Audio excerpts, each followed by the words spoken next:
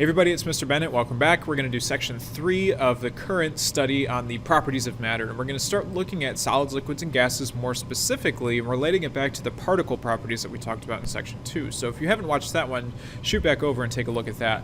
And I'm going to do this a little bit differently. My pen isn't working so well, so I'm going to be typing in the responses today. And we're going to start by looking at solids. And a solid, it has a definite shape. The shape of a solid always stays the same, which means that its volume, the space that it takes up, is definite as well. So a solid, if I cut it in half, right, its volume maintains the same ratio that we had before. So I can cut it into thirds, I've got a third of my original volume, and so on. Particle movement, remember this is vibrations only. The particles are not flying everywhere, they're condensed down into one spot. And when I put it into a container, it maintains its own shape. It does not take the shape of its container. Because the particles are not moving very much, this has a very low energy level compared to other forms of matter. And in turn, because temperature is a measure of energy, it also has a relatively low temperature. This is the lowest energy form of whatever type of matter you're looking at. And the arrangement of the particles, this is very compact. They are tight, they're close together, high density in most cases. Liquids, remember we're adding some energy now as we jump up, so liquids in terms of their shape, they have an indefinite shape. They end up changing their volume as well based on however much you put in, but if you take a bottle of water and try and crush it, you can't crush that water, so it has a definite volume. And you can do that as well. Grab a water bottle, drink about half of it, and then try and crush it down as much as you can, and you're going to hit a point where you can't crush anymore. Particle movements, these guys, they slide past each other, or a sliding motion maybe is a good way to put it. So the particles, they're free flowing, they're moving past each other. Think about moving through the hallway during school or something like that. In a container, it takes the container's shape. So a liquid does not maintain its own shape like a solid. So if I take liquid and pour it into a cylinder, it takes a cylinder shape, versus a box, it takes a square cube shape. Energy is kind of medium, and that's a really fuzzy term. It's got more than a solid, but as we'll see in a minute, less than a gas. Same thing as temperature. It's kind of medium temperature. Again, higher than a solid, but lower than a gas. And then the arrangement of the particles. These guys, I'm going to call them loose. They have a loose arrangement. They are still associated with each other. They're still contacting each other, but they are not organized like a solids are nice and organized and compact. Gases, so you can probably guess what's coming next. Gases have an indefinite shape. They take the shape of their container.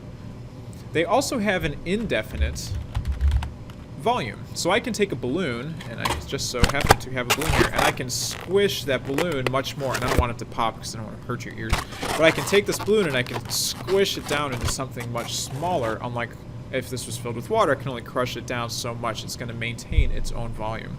Particle movement, these guys are flying around. They're everywhere all the time. They have very, very high energy, which means they also take the container shape. So the gas in the room right now is my kind of room shape. The gas in the balloon is kind of this teardrop, balloony shape. Energy, these have high energy. And the temperature also, they have high temperature relative to the substance itself. So some gases, right? They don't need a high temperature that you and I would think of as high to be a gas. And we're going to talk about that when we look at the periodic table a little bit more in depth. And then the arrangement of particles, these guys are alone. They're solitary. They do not interact with each other. And we're going to do a whole set on gas laws specifically that looks at this. Now, moving on, so we've got our properties here. We can describe how these particles move around. And this diagram, this graph is called a heating curve. And what this shows is energy change, or it shows the phase change as temperature changes. So as I add more energy to a system, the particles, they begin to change their phases. And so we've got 5 areas that we're going to look at. So everything at A, so I'm talking about this first diagonal line right here, everything at A is in the solid form. All particles are solid. They are vibrating, they're rigid, they're stuck to each other.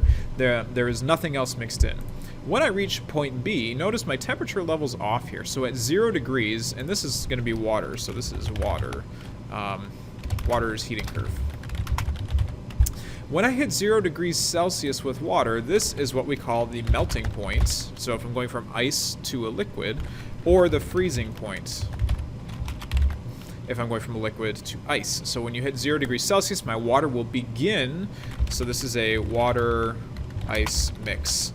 So a solid liquid mix between those two. So you can have liquid water and you can have solid water. So if you go home and mix some ice with some water, take a temperature, it should read 0 degrees Celsius. And notice my temperature doesn't change until I'm either all of a solid or all liquid.